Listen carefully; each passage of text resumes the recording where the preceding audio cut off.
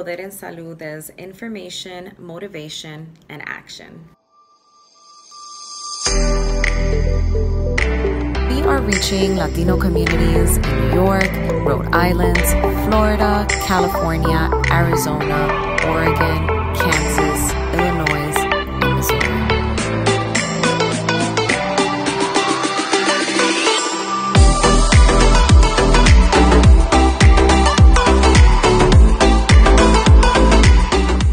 Poder en Salud is a national capacity building project of Proceed Inc. It is comprised of Latino-identified and Latino-serving organizations across cities and communities in the United States where Latinos are and have been disproportionately impacted by COVID-19 and its socioeconomic fallout. Poder en Salud is a coalition of 7 health and human service organizations that are committed to pursuing health equity and access as it pertains to COVID-19 in the Latino community.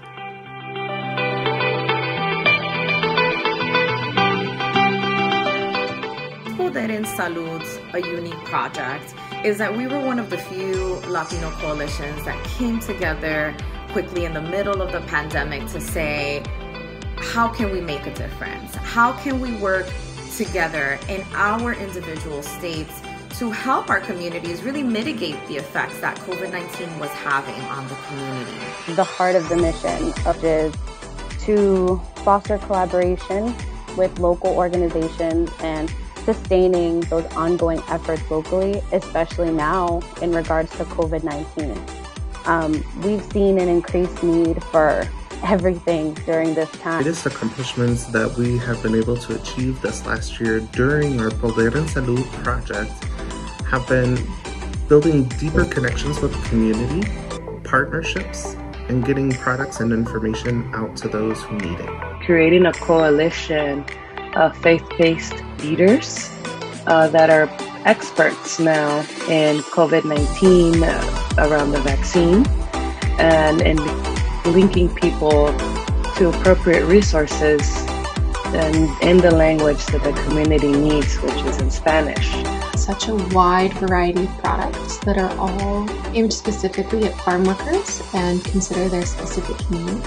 Farm workers tend to have lower literacy levels, many speak indigenous languages, and there are farm workers who are children or farm workers who have children. And so really our impact has been designing products for all of those people and featuring those people. Now people are hearing these messages from people like them. They're not hearing it from me. I don't share their reality and their lived experiences. They're hearing it from their peers, and I think that really makes a big difference.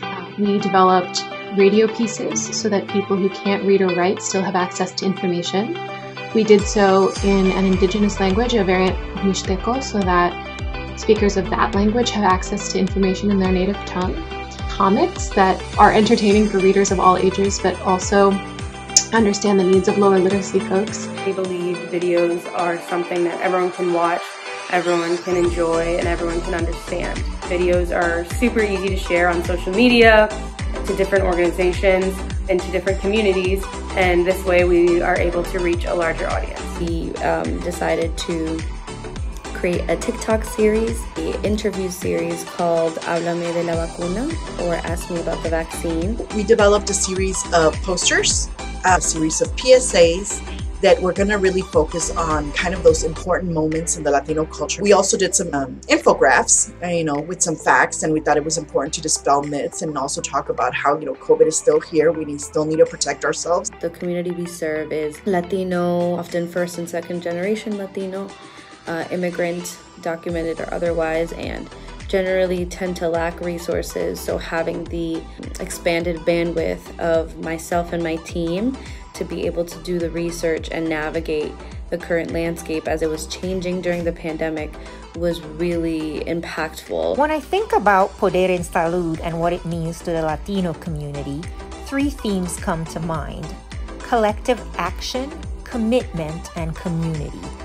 We thought it would be really important to make sure that we had staff, community members, be the folks in front of the camera telling you that I got vaccinated and I'm okay, and so will you. Really hit on those areas that we knew were important but in a way that didn't feel like it was forced or critical in any way. Engage with them, have them involved in the process, and especially when it comes to creating messages or promotional products. From these products, we hope that our local Latino community will become more aware of how COVID-19 has impacted workers inside the meatpacking plants, and we also hope that they become more aware of how to protect themselves against the virus, including receiving the vaccine. We hope that our community learns from these products and they're able to see themselves reflected in the products and they're able to see their culture reflected in the products. COVID is still in our communities. It's still having an effect on our communities. Ask the community what their needs are. What are the things that they're needing? What are the things that they need to know more about? What are the things that interest them? What are the things that will and will not kind of influence the way that they think about a topic? Understanding and sharing the messages around the benefits of being vaccinated and how that is going to be so helpful for the community that they serve. And it's another step to help and to keep protecting the families. Information in the Poder en Salud project is great, but it's also not enough. What we need is support.